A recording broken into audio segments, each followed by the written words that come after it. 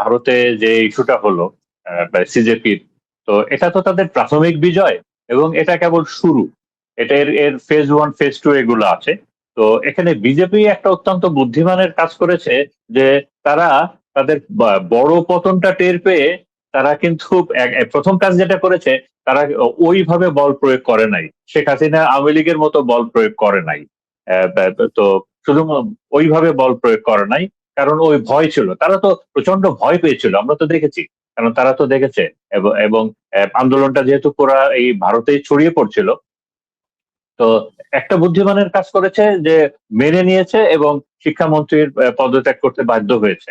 তো একটা মানে ইনিশিয়াল নতি স্বীকার করে মোটামুটি এই আন্দোলনটাকে আপনার এই যাত্রাটা হয়তো মোদী রক্ষা পেয়েছে। এটা হলো 1 নম্বর কথা। 2 নম্বর কথাটা হলো যে এই যে ইয়াং জেনারেশন, তারা এটা তাদের জন্য একটা বিশাল মোরাল বুস্টিং ছিল যে এর পরের যে কোনো ইস্যুতে, যে কোনো একটা লিগাল ইস্যুতে এর পরের আন্দোলন গুলা কিন্তু আরো বড় আকারে হবে।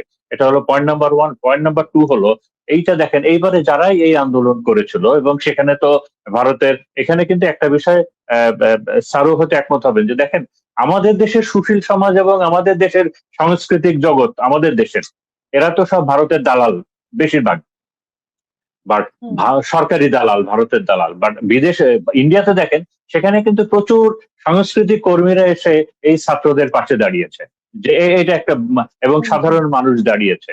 তো সেখানে যে বিষয়টা সবাই বলেছে এবং খুব ক্লিয়ারলি বলেছে যে আমরা যদি শুধুমাত্র মুসলমান হতাম, কিংবা আমরা যদি খ্রিস্টান হতাম, আমরা যদি মাইনরিটি হতাম, তাহলে এই বিজেপি সরকার হয়তো আমাদেরকে পিষেই ফেলতো।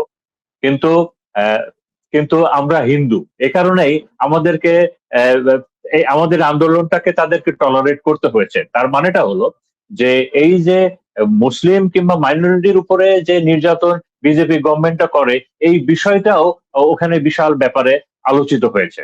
এবং আমরা সবাই জানি যে বিজেপির এখন যে গভর্নমেন্ট আছে, এটা কিন্তু কোয়ালিশন গভর্নমেন্ট। তো এবং এর পরেরই দেখবেন যে এরপরে আবার অনেকগুলো ইস্যু নিয়ে আসবে, বড় বড় আসবে, এবং তখন আলটিমেটলি সরকার পতনের দিকেই যাবে, সরকার পতনের দিকেই যাবে। এর পরের গুলা আর ওইভাবে বিজেপি গভর্নমেন্ট সামলাতে পারবে না। আমি ওই ইরান ইস্যু নিয়ে জাস্ট 2টা কথা বলে আমি আমার বক্তব্য শেষ করব। দেখেন, এই যে চলমান যে ইরান, ইসরায়েল এবং আমেরিকার যুদ্ধে সর্বশেষ যেটা হয়েছে, যে ইসরায়েল একেবারে মানে প্রচন্ড পরিমাণে এক্সপোজড হয়ে গেছে। পৃথিবীর ইতিহাসে ছিল না। আগে দেখেন, রাজনীতিটা 2-3 ধরনের রাজনীতির পোলারাইজেশন ছিল, অথবা সারা পৃথিবীর মানুষ বিভক্ত ছিল। ওকে, লেফটিস্ট, রাইটিস্ট, কিংবা ওই পুঁজিবাদ, তো আপনার কমিউনিজম, এরকম। এখন এই 2026 সালে এখন সব থেকে বেশি আলোচনা কি নিয়ে হয়? ইসরায়েল পন্থী নাকি ইসরায়েল পন্থী না। এটা সারা বিশ্বের মানুষ এখন ইসরায়েল পন্থী এবং ইসরায়েল পন্থী না। গাজার উপরে তোমাদের সহানুভূতি আছে কিংবা নাই, এই যে নতুন পোলারাইজেশন এইটা হয়েছে, এইটা একটা, এই যুদ্ধের এইটা একটা বড় অ্যাচিভমেন্ট। দ্বিতীয়ত হলো ইসরায়েল যে তাদের গ্রেটার ইসরায়েল যে প্রজেক্টটা ছিল, সেইটা একেবারে এক্সপোজ হয়ে গেছে। তারা তো ইরাকে ঘাঁটি করেছিল, আজারবাইজানে পর্যন্ত ঘাঁটি করেছিল। তো এই যে তাদের বিভিন্ন জায়গায় যে ঘাঁটি ছিল, তো সে সবগুলো ইসরায়েল এক্সপোজ হয়ে গেছে।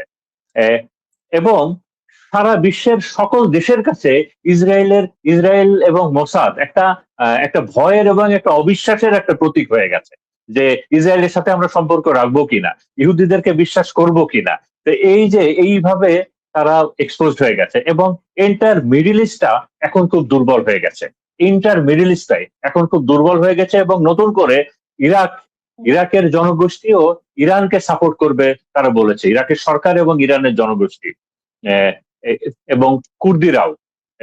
তো তার এবং আপনি হয়তো জানেন যে সৌদি আরব অনেক রিকোয়েস্ট করেছিল পাকিস্তানকে, যে আমরা তো আক্রান্ত হচ্ছি, পাকিস্তান তোমাদের সাথে তো আমাদের ট্রিটি আছে।